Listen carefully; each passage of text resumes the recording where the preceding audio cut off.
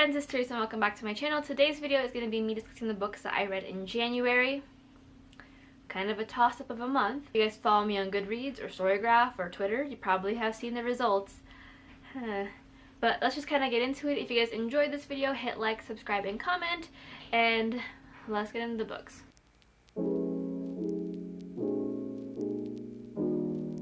This first book is actually the one that I DNF'd at like 32%, and that is A Letter to Three Witches by Elizabeth Bass. This is an adult I guess, urban fantasy following this family of witches who are kind of stuck between a rock and a hard place where their cousin disappears and runs off with a man. They not only not know who the man is or her new lover is, but they're also questioning exactly who she ran off with, what's going on, all that fun stuff. I got this as an arc from, I believe, NetGalley. Yeah, NetGalley. I tried to get into this book like super difficultly, like really hard. Like I tried really my best, like gave myself like an hour before bed every night, all that stuff.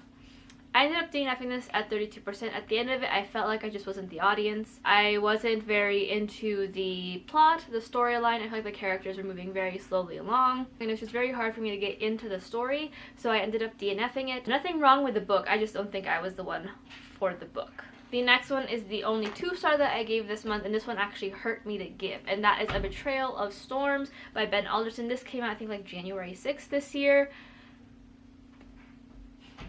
I'm never gonna get a Ben arc anymore. But this is I want to say, a new adult high fantasy following young Robin, who is half Fae, and then later finds out that he's actually the heir to the Ice Thorn throne, which is like the court of Fae who have gone missing since their queen has like when their queen died. I gave this a 2. I tried really hard to like it. As you guys know, I love all of Ben's books. I have never given them anything below like a 3. So this one really hurt. It is a very chunky book, but I tried my absolute hardest. I, again, took time and effort to really get into this book. Everything in between, and by the end of it, I felt like I just wasn't attached to any of the characters. I wasn't intrigued by the plot. I wasn't intrigued by the romance at all. I did enjoy the plot in the sense of like the progression and like Ben's overall storytelling, but at the end of the day, I couldn't get into the story itself, the characters, or anything in between. It was just a very hard time. So I gave this a 2. I definitely don't know if I'll be picking up the rest of the series. It makes me hesitant to pick up the rest of Ben's books after this point, but we'll see. He does have a couple books that I'm very interested in to see how those work out, but again, I just genuinely don't know. So this was a 2. Very disappointed. I have said my farewell to the possibility of getting a Ben Alderson arc in the future. It's just, I struggled, and it's so upsetting. Moving on to the second to last book, which is like, this is a really short video. It's only like 5 minutes so far. Oh. But that is going to have to be Iron Widow by Zhang Zhao. This is a YA historical-based sci-fi novel. This follows young Wu Zetian, who ends up signing up to become like one of the king's concubines to fight in this gigantic mecha war against the invaders who are fighting on the other side of the Great Wall of China. She only applies herself after the death of her older sister, who's like, because of her death, there's been a lot of unanswered questions, and all she wants to do is really get revenge. However, when she gets revenge in the oddest way, she finds herself coming out of that cockpit being the victor and not the one who died, because women in this world tend to die before men do, or because their chi spirits are a lot lower than men's. It's a whole thing.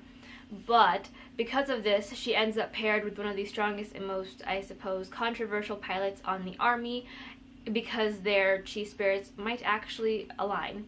Now, with this kind of taste for power, she wants to find out exactly what's going on in this, I guess, society that's making it so that young girls die every day. This is a 5. I have a full spoiler-free review that I will leave linked down below for y'all, but this is a 5 out of 5 stars for me. Definitely a new favorite.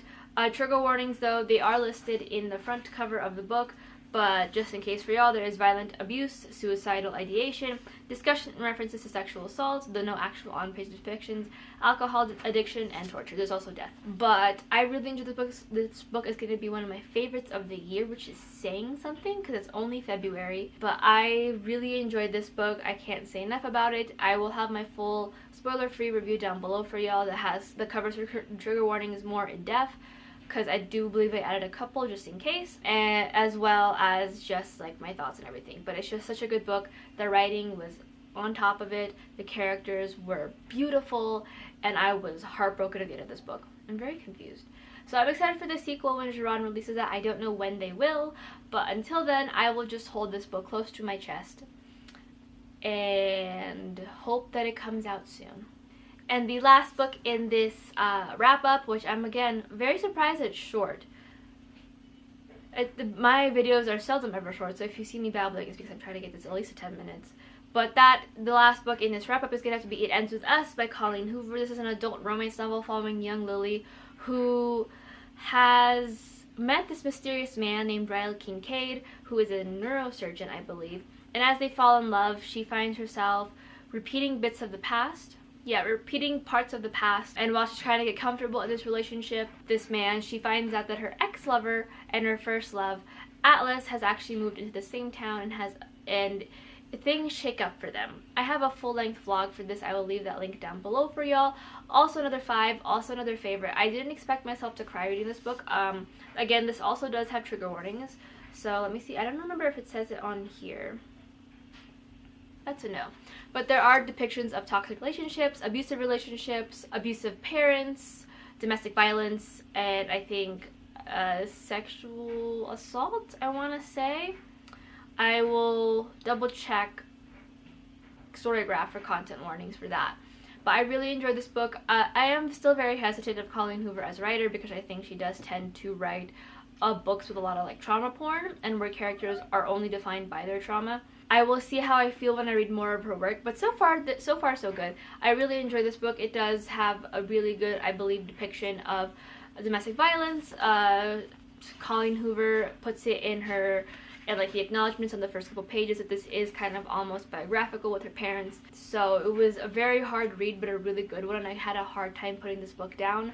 I cried quite a bit reading it, and if you want to see like my full reactions to the book, vlog down below for y'all. But that is it for the books that I read in the month of January. It's not a ton and not exactly how I wanted to start my year off, but so far February is looking pretty good. I might have more books for y'all for me to review come February, the end of February, but as of right now, that's all I got. But if you guys have read any of these books,